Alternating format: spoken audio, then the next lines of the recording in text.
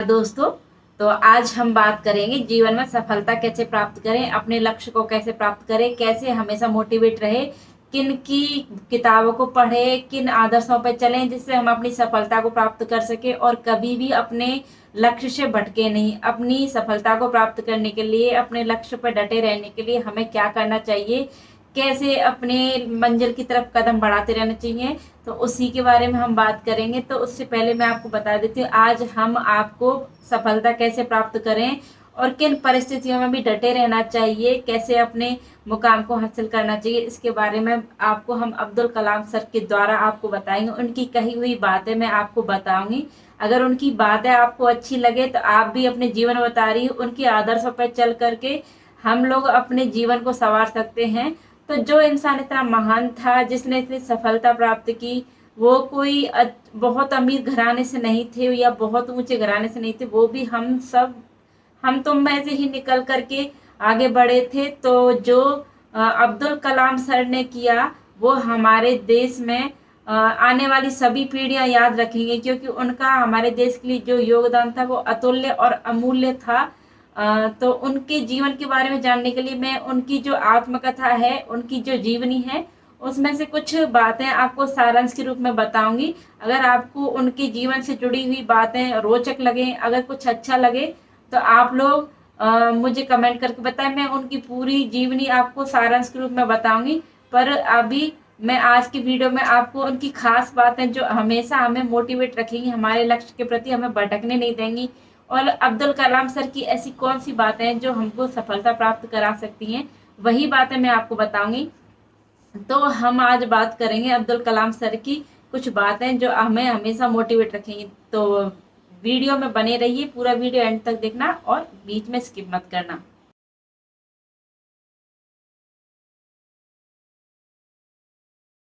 तो चलिए दोस्तों, अब्दुल कलाम की जीवनी को पढ़ने के लिए और अब्दुल कलाम सर के बताए रास्ते पर चलने के लिए उन्हीं के जीवन से जुड़ी हुई घटना का वर्णन मैं आप लोगों के सामने करूंगी। उनके जीवन की बचपन से लेकर उनके मृत्यु तक की कुछ अहम जानकारियां, कुछ अहम बातें जो आप सबके मन में ऊर्जा का संचार करेंगी, आप लोगों को आपके लक्ष्य के प्रति बढ़ने में मददगार साबित होंगी। मैं वही बातें आपको अब्दुल कलाम सर की जीवनी के माध्यम से मैं आपको बताऊंगी। तो मैं आपको इस बुक के बारे में बताती हूँ। ये बुक अगर आप लोग पढ़ना चाहते हो तो ये बहुत अच्छी किताब है, और आप इसको पढ़ करके आपको ऐसा महसूस होगा कि आप अब्दुल कलाम सर के साथ ही बैठे हुए हो और वो मुस्कुराते हुए आपको उपदेश दे रहे हैं और आपको समझा रहे हैं कि कैसे हम अपने लक्ष्य को प्राप्त करें, कैसे हम अपने मन मुताबिक नतीजों को प्राप्त करें और कैसे हम अपनी मंजिल तक पहुंचे। तो चलिए दोस्तों, उनके बारे में बताने से पहले, उनके जीवन की कथा सुनाने से पहले मैं आपको कुछ उनकी बातें हैं, उनके कुछ कोड हैं जो मैं आपको बताऊंगी, जो मुझे अच्छी लगी थी और मुझे विश्वास है कि आप लोगों को भी अच्छी लगेगी। तो अब्दुल कलाम सर एक बार जब वो बहुत ज़्यादा परेशान थे और उनको समझ में नहीं आ रहा था कि उन्हें आखिर क्यों सफलता नहीं मिल रही, आखिर उनसे कहाँ गलती हो रही है, किस जगह वो मेहनत करने से चूक रहे हैं। जिस तरीके से हम सब परेशान होते हैं अपनी परेशानियों से, वो भी परेशान हो रहे थे। तब उनके एक खास उनके शिक्षक थे जो उन्हें हमेशा प्रेरित करते थे अपनी उपलब्धियों को प्राप्त करने के लिए। तब उन्होंने अब्दुल कलाम सर को एक बात कही थी कि जीवन में सफल होने और अपने मन मुताबिक नतीजों को हासिल करने के लिए तुम्हें अपने भीतर की 3 प्रमुख शक्तिशाली ताकतों को समझना होगा। अब ये बातें आपको सिर्फ किताबी बातें नहीं लगेंगी, ये बातें अपने मन में, अपने जहन में बहुत ईमानदारी से उतारना, तब आपको उनकी बातें समझ में आएंगी। मैं उनकी बातों को समझ करके उनके आदर्शों को समझ के और उनके आदर्शों को अपने जीवन में उतार के तब आप लोगों के सामने इस किताब के बारे में बातें कर रही हूँ। तो चलिए मैं बताती हूँ कि वो क्या बात बताने वाले हैं। जीवन में सफल होने और अपने मन मुताबिक नतीजों को हासिल करने के लिए तुम्हें अपने भीतर की 3 प्रमुख शक्तिशाली ताकतों को समझना होगा। अब वो 3 ताकतें कौन कौन सी हैं, अब्दुल कलाम सर ने अपने सर से पूछा। तो उनके सर ने जवाब दिया कि वे 3 ताकतें हैं, हमारी इच्छा, आस्था और उम्मीद। तो बिल्कुल सही बात दोस्तों, हमारी इच्छा, हमारी आस्था और हमारी उम्मीद ही है जो हमें हमारे लक्ष्य को प्राप्त करने में मदद करती है। अब ये चीज़ें कैसे हैं, आप खुद अपने आंखें बंद कीजिए और अपने अंतर मन में झांक करके देखिए कि आखिर हम लोग क्यों सफल नहीं हो पा रहे। तो ये 3 चीज़ें अगर एक लाइन में, एक सार में चलेंगी तो हम अपने लक्ष्य को प्राप्त करेंगे। हमारी इच्छा होगी, हाँ, और उस इच्छा होने के बाद हम उस चीज़ के लिए आस्था रखेंगे, आस्था के साथ साथ मेहनत करते हुए उम्मीद करेंगे तो हमें हमारी मन मुताबिक चीज़ जरूर मिलेगी। तो यही बात अब्दुल कलाम सर के शिक्षक ने उनको बताई थी। तो चलिए, ये तो थी मुझे बहुत ज़्यादा प्रेरित करने वाली बात जो उनके शिक्षक ने उनको बताई थी, और मेरे मार्गदर्शक रहे हैं अब्दुल कलाम सर बचपन से ही। तो आप लोगों को भी अगर उनके बारे में जान करके अपने बारे, उनके जीवन के कुछ आदर्श अपने जीवन में उतारने हो तो आप उनकी जीवन की जो आत्मकथा है उसको पढ़ करके अच्छे से उतार सकते हो। तो उनके बारे में मैं कुछ बातें बताती हूँ। ये जो मैं किताब आप लोगों को उनके बारे में बता रही हूँ, इस किताब में, ये किताब उनके बचपन से लेकर मृत्यु तक का पूरा वर्णन करती है।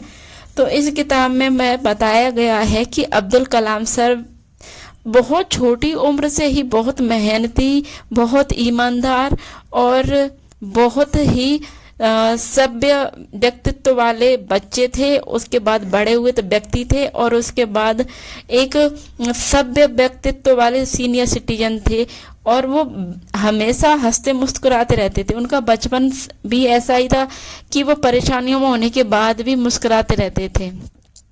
तो अब्दुल कलाम कोई महान हस्ती या महान घर में पैदा नहीं हुए थे, वो भी हम सब की तरह एक गरीब घर में ही पैदा हुए थे। वो रामेश्वरम के छोटे से कस्बे में पैदा हुए थे, जहाँ वो अपने माँ बाप के उनके माँ बाप बहुत ज़्यादा गरीब थे। उनके भी घर में कोई ज़्यादा पैसा नहीं था। उनके पिताजी नाव चलाया करते थे, और उनके पिताजी एक मस्जिद में क्या बोलते हैं, उनके पिताजी मस्जिद में, जैसे हिंदू मंदिरों में मंदिर के पुजारी होते हैं, ऐसे ही वो उनके पिताजी मस्जिद में एक पुजारी का काम करते थे। और उनके पिता के बारे में वो स्वयं अपनी पुस्तक में वर्णन करते हैं कि उनके पिता को लोग एक खुदा मानते थे, खुदा की तरह उनकी पूजा करते थे, और उनके हाथ का दिया हुआ आशीर्वाद लोगों को खुदा का आशीर्वाद लगता था। तो उनके पिताजी भी बहुत नेक इंसान थे, और उन्होंने हमेशा लोगों का भला किया। अपने पिता को देख करके ही अब्दुल कलाम भी उनके रास्ते पर चले, और उन्होंने बचपन में ही लोगों का भला करने का सपना देख लिया था। तो अब्दुल कलाम सर अपनी इस किताब में बताते हैं कि जब मैं छोटा था तो अपने पिताजी से, और अपने जो पहले उनके जीजाजी थे और शमसिद्दीन, उनसे पूछते रहते थे कि आखिर ये आसमान में जो पंछियों की तरह उड़ते हैं, तो क्या हमारे आसमान में पंछी उड़ते हैं, पंछियों की तरह क्या हमारे भी पंख होते तो क्या हम उड़ सकते थे? उनके जीजाजी हंसते हुए कहते हैं कि अरे कलाम, हर काम संभव है अगर इंसान मन से करना चाहे तो उसके बाद जब कलाम जब भी परेशान होते, दुखी होते, तो अपने जीजाजी के पास जाते, और उनके जीजाजी उनके प्रेरणा स्रोत रहे थे। वो हमेशा उनको समझाते रहते थे। उन्होंने अपना जीवन तंगी और बहुत ज़्यादा परेशानियों में काटते हुए आगे बढ़े थे। उसके बाद उनका जीवन थोड़ा आगे बढ़ा। एक समय ऐसा आया जब उनको हाई स्कूल में पढ़ने के लिए अपने रामेश्वरम कस्बे को छोड़ करके आगे पढ़ाई के लिए जाना था, लेकिन समस्या ये थी कि उनके घर में पैसे की बहुत तंगी थी। अब जो इंसान इतना अच्छा मेहनती और पढ़ने में बहुत ज़्यादा होशियार बच्चा है, वो अगर आगे ना बढ़ पाए तो बहुत दुख होता है। तो अब्दुल कलाम सर को भी बहुत दुख हो रहा था, वो आगे नहीं बढ़ने जा पा रहे थे। तो उनकी जो बहन थी, जो शमसुद्दीन जिनकी पत्नी थी, उन्होंने अपने गहने बेच करके अब्दुल कलाम को बाहर पढ़ने के लिए भेजा। तो कहीं ना कहीं अब्दुल कलाम सर को इस बात का बहुत ज़्यादा खुशी भी थी, अंदर ही अंदर दुख भी था कि मेरे पास आज पैसा होता तो मेरी बहन को अपने गहने बेच करके मुझे पैसे नहीं देने पड़ते। अब्दुल कलाम सर ने उन पैसों को सिर्फ पैसा ना समझ करके अपने ऊपर बहुत बड़ी जिम्मेदारी मानी, और उन्होंने अपनी कॉलेज में एडमिशन लेने के बाद उन्होंने एयर टेक्नोलॉजी में एडमिशन लिया। उन्होंने बचपन से उनका सपना था हवाई जहाज में उड़ने का। उनका उनको शुरू से ही आसमान में उड़ने का सपना था कि मैं मतलब जहाज उड़ाऊंगा, उनका सपना ये था। पर वो जब एयर टेक्नोलॉजी से जब बीटेक कर रहे थे तभी उनके शिक्षक ने उनको एक रॉकेट का डिजाइन करने को बोला था कि तुम एक रॉकेट डिजाइन करो। तो अब्दुल कलाम जो एक जहाज के पायलट बनना चाहते थे, उनके लिए अचानक से एक रॉकेट का डिजाइन तैयार करना बहुत बड़ी बात हो गई थी। उनको समझ में नहीं आया कि क्या करें। अगर हमारे सामने भी यही परिस्थिति है कि हम करना कुछ और चाहते हैं और हमारे सामने चुनौती कुछ और आ जाए तो हम भी उनकी तरह परेशान होंगे, दुखी होंगे। तो सेम वही बात है अब्दुल कलाम सर के साथ हुई थी। लेकिन जब उनके शिक्षक ने उनसे बोला कि अब्दुल तुम्हारे पास ये आखिरी मौका है, अगर तुम ये रॉकेट का डिजाइन तैयार नहीं कर पाए 2 दिन में तो तुमको तुम्हारी स्कॉलरशिप नहीं दी जाएगी, तुम्हारी स्कॉलरशिप रोक दी जाएगी। जो बच्चा आसमान में उड़ना चाहता था उसके अचानक से पंख काट दिए जाएं तो वो बच्चा क्या करेगा? वो कहते ना कि मरता क्या ना करता। अब्दुल कलाम को जब पता चला कि उसकी स्कॉलरशिप रोक दी जाएगी, जिस स्कॉलरशिप के बेस पे वो पढ़ रहे थे वही नहीं दी जाएगी, तो वो कैसे पढ़ाई करेंगे? अब्दुल कलाम सर बहुत घबरा गए थे। उन्होंने मेहनत की, उन्होंने देखा कि मैं अभी शाम का टाइम हो रहा है और संडे की सुबह को मुझे उनको डिजाइन दिखाना है। उस शुक्रवार का शाम का टाइम था, वो अपने काम में लग गए। वो लगातार 2 दिन तक डिजाइन तैयार करने का काम करते रहे थे, बिना रुके, बिना थके, ना खाए ना पिए। तो जो इंसान अपने लक्ष्य को प्राप्त करने के लिए भूखा प्यासा सोया नहीं, बिल्कुल 2 दिन तक सिर्फ अपने काम को करते रहे। और जब 2 दिन बाद उन्होंने डिजाइन तैयार किया तब भी उनको डर था कि अगर उनका डिजाइन सही नहीं बना होगा तो उनको स्कॉलरशिप नहीं दी जाएगी और उनको वापस से अपने घर लौट के जाना पड़ेगा। तो जब उनके शिक्षक ने जब उनकी डिजाइन देखी तो वो बहुत खुश हुए उनकी डिजाइन देख करके, और वो उनके सिर पर हाथ फेर करके बोले कि मुझे पता था कि तुम ये कर लोगे, बस तुम्हारे ऊपर थोड़े से दबाव की जरूरत थी। मुझे पता है बहुत जल्दी मैंने बोल दिया, लेकिन अगर मैं ऐसा नहीं बोलता तो तुम्हारा दिमाग उतनी तेजी से नहीं चलता जितना कि अब चला था। तो सच में यही बात हम सबके साथ होती है। जब तक हमारे ऊपर कोई बर्डन नहीं आता, कोई परेशानी नहीं आती, कोई दुख नहीं आता, तब तक हमारा दिमाग भी उतनी तेजी से नहीं चलता जितना कि चलना चाहिए।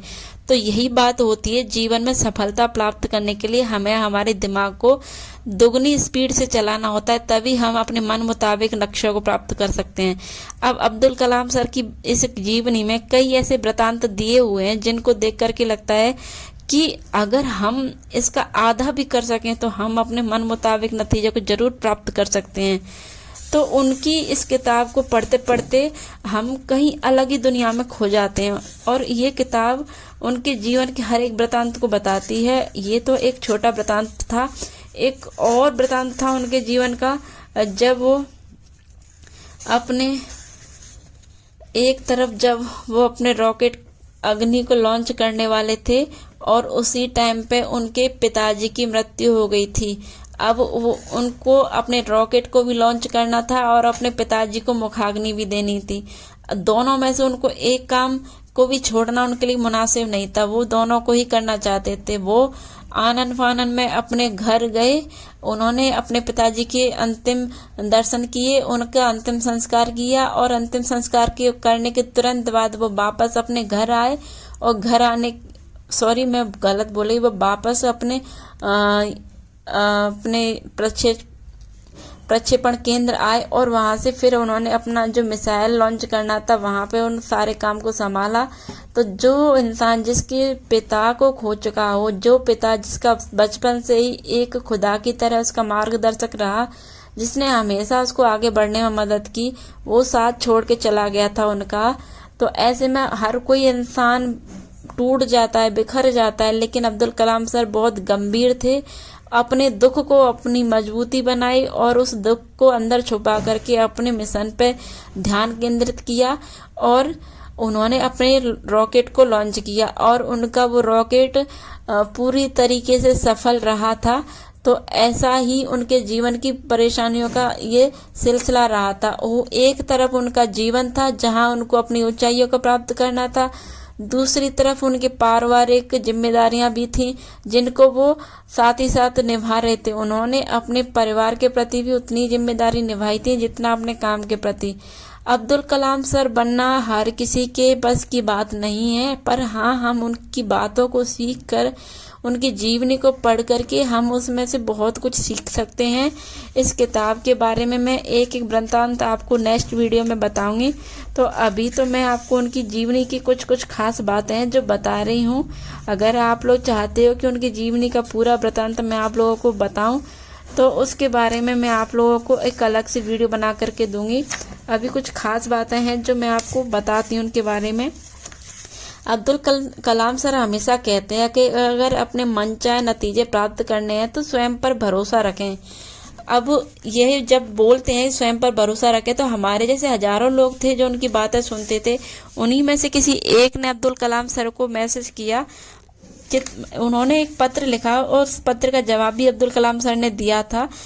जिसने प्रश्न किया था उनका प्रश्न ये था कि मेरे अंदर हमेशा से आत्मविश्वास की कमी रही है। दरअसल इस मामले में मैं, मेरा भाई दोनों एक से हैं। शायद मेरी माँ की वजह से जब हम छोटे थे हमारी देखभाल और सुरक्षा को लेकर जरूरत से ज्यादा सावधानी बरतती थी और हमेशा जिंदगी की सच्चाइयों से दूर रखती थी। पर मैं यह बात दावे के साथ नहीं कह सकता, लेकिन अब समस्या है इस बिंदु पर पहुंच चुकी है जहां इसकी वजह से मेरे करियर पर बुरा असर पड़ रहा है। मैं चाहता हूं कि हर कोई मुझे चाहे, लेकिन यह सच है कि कोई मुझे पसंद नहीं करता। जहां काम करता हूं वहीं मेरी एक दोस्त थी जो खाने के समय मेरे साथ बैठती थी, लेकिन मुझे ऐसा लगता था कि उसको मेरे ऊपर तरस आता था, इसलिए वह ऐसा करती थी। अगर मुझे अपने घर से बाहर जाने की जरूरत होती और कोई पड़ोसी घर के बाहर होते तो मैं उनके वहां से चले जाने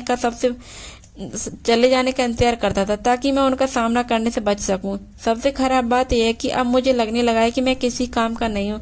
मुझे शायद किसी बात से खुशी मिलती हो, निराशा को सहने को मेरी ताकत बेहद कम हो गई। मैं बड़ी आसानी से हार मान लेता हूँ। इस बात का इंतजार करता हूँ कि कोई हालात को संभाल ले, यहाँ तक कि कुछ समय की मुश्किल भी ऐसी लगती है जैसे कि हमेशा के लिए, और उन्हें भी बर्दाश्त नहीं कर पाता। हर वक्त एक उदासी और निराशा का भाव छाया रहता है। मैंने आपका भाषण सुना जिसमें आपने कहा था, खुद पर यकीन रखो, अपनी काबिलियत पर भरोसा करो। अपनी खुद की ताकतों पर यथोचित अभिमान रहित विश्वास नहीं होगा तो आप कामयाब ना होने की वजह से पता नहीं, लेकिन मैं खुद पर यकीन करूं तो कैसे करूं, किस बात का सहारा लेकर मैं खुद पर भरोसा करूं। मुझे अफसोस होता है यह कहते हुए, लेकिन मेरे अंदर कोई काबिलियत ही नहीं है जिसकी वजह से खुद पर भरोसा करूं और मुझे कुछ भी समझ में नहीं आ रहा है। मुझे यकीन है कि आप जो कहते हैं वह सच है, लेकिन ऐसा लगता है जैसे वह मेरे ऊपर लागू नहीं होता है। कृपया मुझे रास्ता दिखाइए, बताइए मुझे क्या करना चाहिए। अब ये जो प्रश्न जिन्होंने किया उसका उत्तर बड़ी ही बारीकी से और बहुत ही अच्छे तरीके से उन्होंने समझाया है कि हम अपने लक्ष्य को कैसे प्राप्त करें। तो उनका एक ही फॉर्मूला था, कार्यकुशलता, स्वाभिमान, आत्मविश्वास। तो हर उस अनुभव से जिसमें हम सचमुच डर से आंखें चार करने की हिम्मत करते हैं, उसमें शक्ति, साहस और आत्मविश्वास हासिल होता है। हमें वह जरूर करना चाहिए जो हम सोचते हैं कि हम नहीं कर पाएंगे। मेरे दोस्त, जाहिर है कि आपको अपना आत्मविश्वास जगाना और बढ़ाना होगा। हम सभी आत्मविश्वास से भरपूर व्यक्तियों को पसंद करते हैं, चाहे वह प्रेरणात्मक भाषण देने वाला वक्ता हो या पूरे आत्मविश्वास से मरीजों को देखने वाला डॉक्टर। दरअसल आत्मविश्वास जीवन के हर एक पहलू के लिए जरूरी है, फिर भी कितने ही लोग इसके लिए जद्दोजहद करते रहते हैं। अफसोस कि आपके लिए ये कुचक्र बन गया है, क्योंकि अपने अंदर आत्मविश्वास की कमी के चलते आपको सफल होने में दिक्कत आ रही है और सफलता ना मिलने के कारण आप अपना रहा सा विश्वास भी खो रहे हैं। आप पाएंगे कि जीवन के किसी भी क्षेत्र में लोग किसी ऐसे काम से जुड़ने से पीछे हट जाते हैं जिसकी बात करने वाले के अंदर घबराहट, हिचकिचाहट हो और जो जरा सी बात पर माफी मांगने लगता हो। दूसरी ओर वह शख्स जो साफ बोलता हो, सिर उठाकर आत्मविश्वास के साथ सवालों के जवाब देता हो और किसी बात की जानकारी न होने पर बेहिचक स्वीकार कर लेता है, वह आपका भरोसा जीत लेता है। आत्मविश्वास से भरे लोगों को देखकर दूसरों के मन में भरोसा पैदा होता है, चाहे वो उनकी श्रोता हो, सहकर्मी हो, अधिकारी हो, ग्राहक हो या दोस्त हो। और दूसरों का भरोसा जीतना उन प्रमुख तरीकों में से एक होता है जिनसे आत्मविश्वास से भरा व्यक्ति सफलता हासिल करता है। अच्छी बात यह है कि अपने अंदर आत्मविश्वास पैदा करना सीखा जा सकता है, उसे बढ़ाया जा सकता है और आप चाहे आप अपने खुद के आत्मविश्वास पर काम कर रहे हो या अपने आसपास के लोगों का आत्मविश्वास बढ़ाने का काम कर रहे हो, यह एक ऐसा काम है जिसकी अहमियत किसी सूरत में कम नहीं है। इसलिए आप अपना आत्मविश्वास बढ़ाने के लिए आपको प्रयास करने चाहिए और इसके लिए जम कर मेहनत करनी चाहिए। आप समझ गए होंगे अब्दुल कलाम सर क्या करें। अपना आत्मविश्वास बढ़ाने के लिए आपको प्रयास करने चाहिए और इसके लिए जमकर मेहनत करनी चाहिए। बिल्कुल सही। आत्मविश्वास को बढ़ाइए और आत्मविश्वास तभी बढ़ेगा जब हम मेहनत करेंगे। तो मेहनत करने के लिए और अपने मन मुताबिक नतीजे प्राप्त करने के लिए सबसे पहले अपना लक्ष्य निर्धारित करें, उसके बाद लक्ष्य की दिशा में कदम उठाएं, तेजी से लक्ष्य की ओर बढ़ते जाएं और काम बस काम करते जाएं। यही हमारी सफलता प्राप्त करने का एक फॉर्मूला होता है जिससे हम अपनी मंजिल को प्राप्त कर सकते हैं और अपने मन मुताबिक नतीजे को प्राप्त कर सकते हैं। तो ये तो एक इंसान का जवाब था जिसने सवाल किया था। ऐसे हजारों सवाल उनको भेजे गए थे और उनके हजारों सवालों के कुछ चुनिंदा सवाल हैं जो हमको अपने जीवन में हर किसी को ऐसा लगता है कि ये परेशानी मेरी है, मेरे साथ ही हो रहा है। तो ऐसी ही कुछ सवालों की लिस्ट है जो मैं आप लोगों के साथ शेयर करना चाहती हूँ। अगर आप लोग उनके और भी आगे सुझावों को पढ़ना चाहते हो और उनके आदर्शों को अपने जीवन में उतारना चाहते हो तो मुझे कमेंट करिए और मैं आपको अपनी दूसरी वीडियो में पूरा डिटेल में बताऊंगी कि और क्या क्या जानकारी अब्दुल कलाम सर देते हैं हमें और हम उनके कौन से आदर्शों को अपने जीवन में उतार करके आगे बढ़ सकते हैं। तो अभी तो मैंने उनका ये आत्मविश्वास कैसे बढ़ाना है, कैसे लक्ष्य को प्राप्त करना है, ये बताया है। अभी दूसरा मैं आपको बताती हूँ जो उन्होंने अपने ही जीवन की एक घटना का वर्णन करके अपने आत्मविश्वास को बढ़ाने का तरीका बताया। स्वाभिमान से बहुत मिलती जुलती है। जैसे हम सामान्य तौर पर यह मान सकते हैं कि हमारे जीवन में जो कुछ चल रहा है वह हमारे काबू में या उसे हम बर्दाश्त कर सकते हैं। इसके साथ ही हमें खुश रहने का भी हक है। कुछ हद तक तो यह एहसास इस बात पर भी टिका होता है हमारे इर्द गिर्द जो लोग हैं वे कितना स्वीकार करते हैं या और हमारे बस में हो भी सकता है और नहीं भी हो सकता। इसके साथ ही इस पर भी निर्भर करता है कि हम अच्छे व्यवहार और भलाई के रास्ते पर चलते हुए जो कुछ करते हैं उसे करने में कितने निपुण हैं, कितने सक्षम हैं। अगर ठान ले तो हम दूसरों से भी आगे निकल सकते हैं। मद्रास में सन 1957 की वो अपना घटना बताते हैं। सन 1957 में मद्रास इंस्टीट्यूट ऑफ टेक्नोलॉजी में अपनी पढ़ाई के आखिरी साल में था। उस दौरान एक ग्रुप प्रोजेक्ट में दिए काम को निश्चित समय पर पूरा करने को लेकर मैंने बहुत ही अनमोल सबक सीखा। ये सबक जो मैंने अभी आपको थोड़ी देर पहले अपने हिसाब से शॉर्ट में बताया था, लेकिन अभी आपको मैं डिटेल में बता रही हूँ जो सर ने अपने जुबान से अपनी इस किताब में लिखा। प्रोफेसर श्रीनिवासन ने मुझे प्रोजेक्ट लीडर के रूप में लेकर नीचे उड़ान भरने वाले लड़ाकू विमान की प्रारंभिक डिजाइन तैयार करने को कहा। 6 सदस्यों वाली एक टीम बनाई गई और हमें अपनी डिजाइन जमा कराने के लिए 6 महीने का समय दिया गया। प्रोजेक्ट के और इंस्ट्रूमेंट्स का काम एरोडायनामिक्स और 5 महीने बाद जब प्रोफेसर श्रीनिवासन ने प्रोजेक्ट की समीक्षा की और पाया कि हमारा प्रोजेक्ट संतोषजनक ढंग से नहीं चल रहा तो उन्होंने साफ शब्दों में अपनी मायूसी जाहिर की। डिजाइन के काम में कई लोगों की भागीदारी की वजह से उन सब के काम को एक जगह करने में आने वाली तमाम दिक्कतों को लेकर मेरी दलीलों पर उन्होंने कोई ध्यान नहीं दिया, क्योंकि मुझे अपने 5 सहयोगियों से जानकारी लेकर काम करना था जिसके बिना मैं सिस्टम डिजाइन नहीं कर सकता था। इसलिए मैंने प्रोफेसर श्रीनिवासन से प्रोजेक्ट को पूरा करने के लिए 1 महीने का अतिरिक्त समय मांगा। प्रोफेसर श्रीनिवासन ने कहा, देखो आज शुक्रवार की दोपहर मैं तुम्हें 3 दिन का समय देता हूँ कॉन्फ़िगरेशन डिजाइन मुझे दिखाने के लिए। अगर तुमने मुझे संतुष्ट कर दिया तो मैं तुम्हें 1 महीना और मिल जाएगा, लेकिन अगर ऐसा नहीं कर पाए तो तुम्हारी छात्रवृत्ति रद्द कर दी जाएगी। मुझे इससे बड़ा झटका जिंदगी में पहले कभी नहीं लगा था। छात्रवृत्ति से ही मेरी जिंदगी चलती थी, उसके बिना तो मैं अपने खाने का खर्चा भी नहीं उठा सकता था। दिए गए 3 दिनों में मैं काम पूरा करने के सिवा कोई चारा नहीं था। मेरी टीम के सदस्यों ने और मैंने तय किया कि हम जी जान से काम को पूरा करें। रात को भी ड्राइंग बोर्ड पर सिर झुकाकर नजर गड़ाए खाना और सोना छोड़ हम 24 घंटे काम में जुटे रहे। शनिवार को मैंने सिर्फ घंटे भर के लिए काम से छुट्टी ली। रविवार की सुबह में जब प्रयोगशाला में काम कर रहा था तो मैंने महसूस किया कि वहाँ कोई मौजूद है। देखा तो प्रोफेसर श्रीनिवासन थे जो चुपचाप हमारे काम का मुआयना कर रहे थे। मेरे काम को देखने के बाद उन्होंने मेरी पीठ थपथपाई और प्यार से मुझे सीने से लगाते हुए बोले, मुझे मालूम था कि इतने कम समय में काम को लेकर मैं तुम्हारे ऊपर दबाव डाल रहा था। तुमसे कुछ ज्यादा ही कठिन काम की उम्मीद कर रहा था। प्रोफेसर श्रीनिवासन ने हमें पूरे महीने भर तक अंधेरे में हाथ मारने देने के लिए छोड़ने की बजाय अगले 3 दिनों में काम करने के लिए काम तय कर दिया था। नियत समय पर काम पूरा करने के दबाव में हम सफलता की ओर ज़्यादा से ज़्यादा तेजी से बढ़े, जो बीते महीनों में हमसे दूर होती जा रही थी। इस प्रोजेक्ट पर काम करते हुए मेरे अंदर अपने काम की बुनियादी काबिलियत पैदा हुई और अपने काम करने वालों के साथ मिलजुल कर समझने की समझ भी। इस अनुभव से क्या सबक मिलता है? यही कि अपना आत्मविश्वास बढ़ाने का काम इन 4 कदमों में पूरा कर सकते हैं। पहले, अपना लक्ष्य निर्धारित करें। मेरी बात बहुत ध्यान से सुनना आप लोग। यही काम और यही बात हमारे बहुत काम की है, जो अब्दुल कलाम सर अब हमको सीख दे रहे हैं अपने खुद के अनुभव से। 4 कदम है जो हमें हमारे लक्ष्य तक पहुंचा सकते हैं। पहला, अपना लक्ष्य निर्धारित करें। दूसरा, उस लक्ष्य की ओर अपने सफर की शुरुआत करें। और तीसरा, सफलता की ओर तेजी से बढ़ना। और चौथा और सबसे अहम काम जो हमको करना है, जो हमें सफलता दिलाए, चौथा काम है सबसे जरूरी, काम काम काम, बस काम।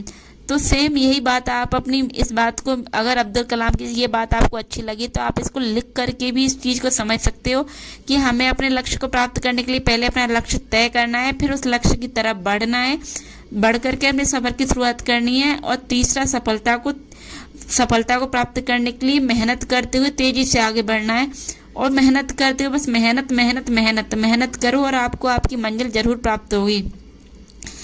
लक्ष्य निर्धारण वह सबसे जरूरी काम है जिसे सीखकर आप अपना आत्मविश्वास बढ़ा सकते हैं। जिस क्षेत्र में आप अपना काम करना चाहते हो उसमें अपने लिए लक्ष्य निर्धारित करें और लक्ष्य तक पहुंचने के लिए काम में जुट जाएं। इससे सफलता की प्राप्ति के लिए जीवन पर्यंत चलने वाली प्रक्रिया शुरू हो जाएगी और आपको दूसरों के साथ काम करने के लिए आत्मबल मिलेगा।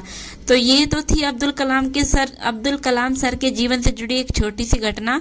तो ऐसी ही उनके जीवन से जुड़ी हुई घटनाएं और उनके जीवन से जुड़ी घटनाओं से हम अपना आत्मविश्वास बढ़ाने के लिए, उनके जीवन के आदर्शों को अपने जीवन में उतारने के लिए और भी उनके बारे में जानना चाहते हैं। तो और भी उनके कुछ सवाल हैं जो लोगों ने उनको भेजे थे, उनके जवाब वो अपने अनुभवों को तौर पे आप लोगों को आपके भविष्य निर्माण के लिए उन्होंने एक जो किताब लिखी है उसमें दिए हैं।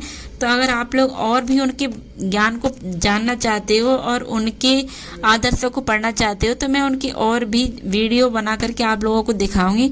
मेरा ये पहला वीडियो था जो मैं आपको ऑडियो वर्जन में सुना रही हूँ। इसमें हो सकता है बहुत गलतियाँ होंगी, पर आप लोग सिर्फ और सिर्फ जो सीखने की चीज़ है उस पर ध्यान देना। मेरी गलतियाँ आगे सुधरेंगी।